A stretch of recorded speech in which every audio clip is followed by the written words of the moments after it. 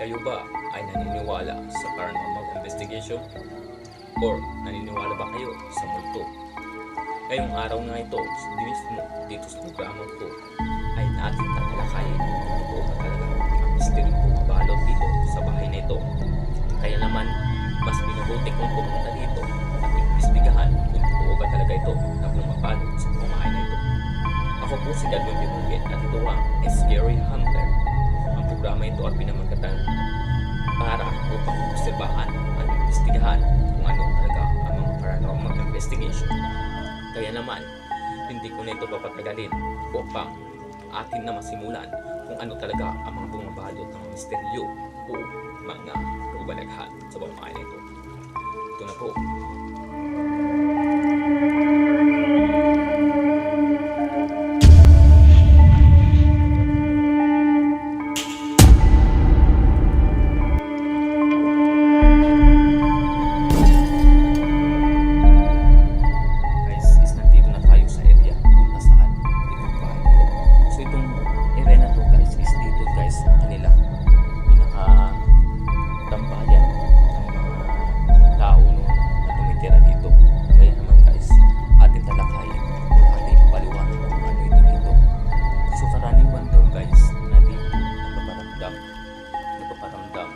Yung isang tinatawag nila na isang maliit na bata.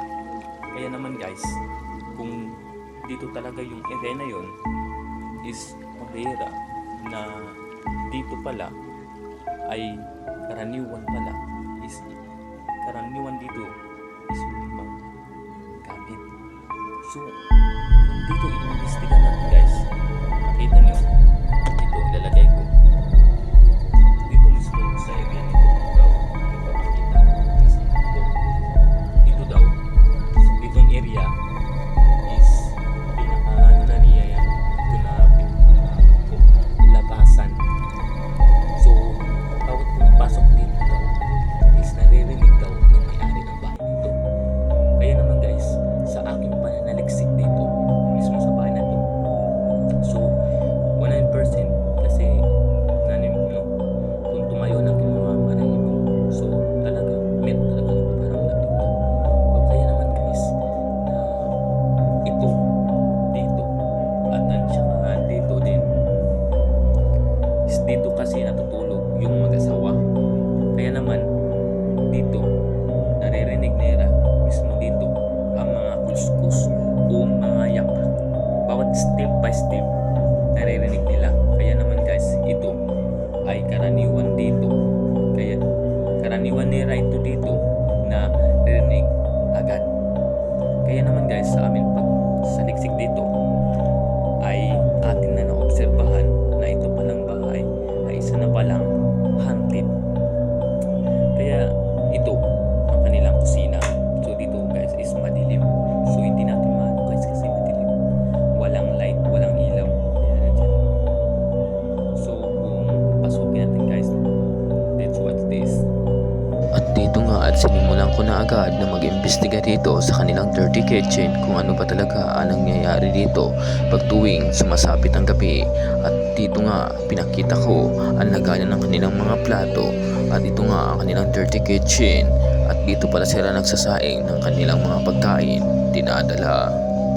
At dito nga ay pinas mabuti ko na talaga na manahimik muna at akin ay obserbahan muna ang kanilang CR na pinakita ko nga dito guys kung saan nga At dito nga guys ay pinaliwanag ko dyan kung ano pa ang mga misteryong bumabalot dito sa pamamahay na ito.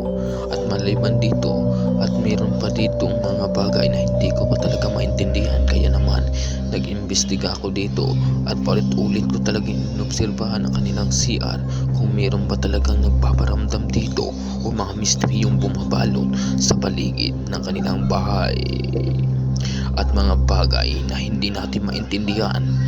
At yan ang ating oobserbahan dito sa ating ay nandito sa isang sitwasyon na nag-iimbestiga ng paranormal investigation. Mas mabuti nyo guys na maging mas maganda pa yung pananaw at pag-observe sa inyong bawat paligid. At mas mabuti pa guys na maging careful ka sa anumang mga bagay na hinahakbang mo or bawat step by step. At kailangan guys maging observe ka sa bawat area ang ginagalawan mo. At kailangan guys, pag nandito kayo, na marunong kayong makiramdam sa paligid ninyo. At yun lang at maraming salamat.